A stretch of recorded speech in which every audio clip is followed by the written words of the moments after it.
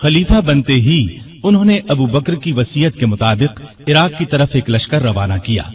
अबू उबैदा रज़ियल्लाहु अन्हु को लश्कर का सालार मुकर्रर फरमाया और इस तरह मुसलमानों की अजीमुश्शान फुतूहात का सुनहरी दौर शुरू हुआ।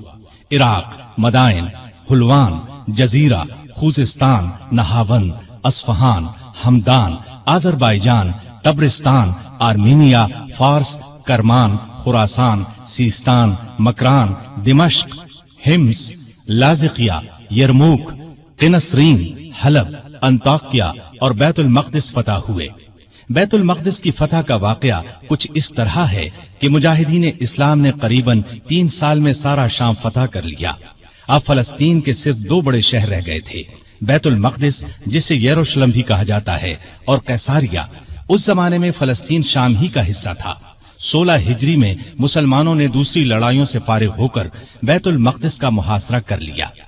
इस शहर में इब्राहीम अलैहिस्सलाम, इसहाक अलैहिस्सलाम, सुलेमान अलैहिस्सलाम, ईसा अलैहिस्सलाम और दूसरे नबियों की बहुत सी यादगारें हैं। रसूलुल्लाह सल्लल्लाहु अलैहि वसल्लम की भी मेराज के सफर में पहली मंजिल यही थी। मुसलमानों का पहला किबला भी यही था। न सिर्फ यहूदी और ईसाई बल्कि मुसलमान भी इसकी बहुत इज्जत करते थे और करते हैं। मुसलमानों ने जब बैतुल मक़दिस का मुहासरा किया तो शहर के बाशिंदों ने शहर के दरवाजे बंद कर लिए। चंद दिन तो इस तरह गुजरे, फिर उन्होंने मुसलमानों के सिपह सालार अबू उबैदा बिन जर्राह को पैगाम भेजा कि हम शहर मुसलमानों के हवाले करने के लिए तैयार हैं, लेकिन शर्त यह है कि मुसलमानों के खलीफा खुद यहाँ आए और सुलह का मुआहिदा करें। अबू उबैदा बिन जर्राह ने ये बात सैयदना उमर को लिख भेजी। खलीफा सानी सैयदना उमर ने सहाबा से मशवरा करके वहां जाने का फैसला किया। आपने रजब 16 हिजरी में हजरत अली रज़ियल्लाहु अन्हु को अपना कायम मकाम बनाया और रवाना हो गए। उस वक्त दुनिया के बड़े बड़े हुक्मरान उनका नाम सुनकर कांपते थे, लेकिन अपने वक्त के सबसे बड़े हाकिम के सफर का हाल ये था कि चंद बुजुर्ग सहाबा के सिवा उनके साथ कोई नहीं था। फौज, न खेमे, न कारे, न झंडे, एक ऊंट पर सवार थे। उस पर सत्तू और खजूर के 2 थैले लादे हुए थे। एक तरफ पानी की मश्क लटक रही थी। रास्ते में खाने का वक्त आता तो सब मिलकर खा लेते। आपका लिबास बहुत मामूली सा था। बैतुल मक़दिस के करीब पहुंचे तो सहाबा ने मशवरा दिया कि लिबास तब्दील कर ले। कीमती पोशाक पेश की, लेकिन आपने वो लिबास पहनने से इनकार कर दिया और फरमाया, अल्लाह ने हमें जो इज्जत दी है वो इस्लाम की वजह से है और हमारे लिए यही काफी है। गरज इसी हालत में शहर में दाखिल हुए। ईसाइयों ने शहर आपके हवाले कर दिया। मुसलमानों ने वहां एक मस्जिद बनाई, उसका नाम मस्जिद उमर रखा। ये आज भी मौजूद है और अब तक मस्जिद उमर कहलाती है। 14 हिजरी में मुसलमानों ने हिम्स को फतह कर लिया था।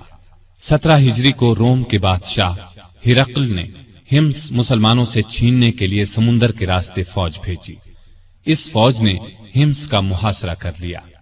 जजीरे के लोगों ने भी हिरकल को ऐसा करने पर उकसाया था। चुनाचे जजीरे से भी 30,000 फौज आकर हिरकल की फौज से मिल गई। सैयदना अबू उबैदा बिन जर्राह रजी अल्लाह अन्हु ने इन हालात की इत्तिला सैयदना उमर फारूक को भेजी तो उन्होंने उनकी मदद के लिए मजीद फौज रवाना की। दूसरी तरफ सुहैल बिन अदी की सरकर्दगी में एक फौज जजीरे की तरफ रवाना कर दी। खुद भी मदीने से चलकर दिमश्क आ गए ताकि नजदीक से तमाम हालात पर नजर रख सकें। सुहैल बिन अदी जजीरे की तरफ बढ़े तो जजीरे से हिम्स की तरफ रवाना होने वाली फौज को अपने घर की फिक्र पड़ गई।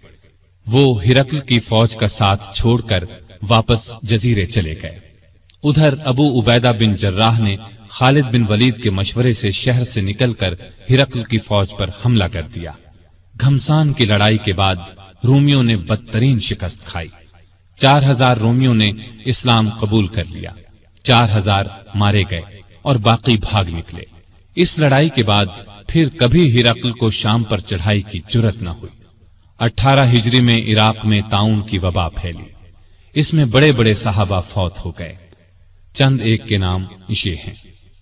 अबू उबैदा बिन जर्राह जो मुसलमानों की फौज के सिपा सालार भी थे, मुआज बिन जबल रजी अल्लाह अन्हु, यजीद बिन अबी सुफियान रजी अल्लाह अन्हु, शुराहबील बिन हसना रजी अल्लाह अन्हु और कई बड़े बड़े सहाबा इस वबा में फौत हुए।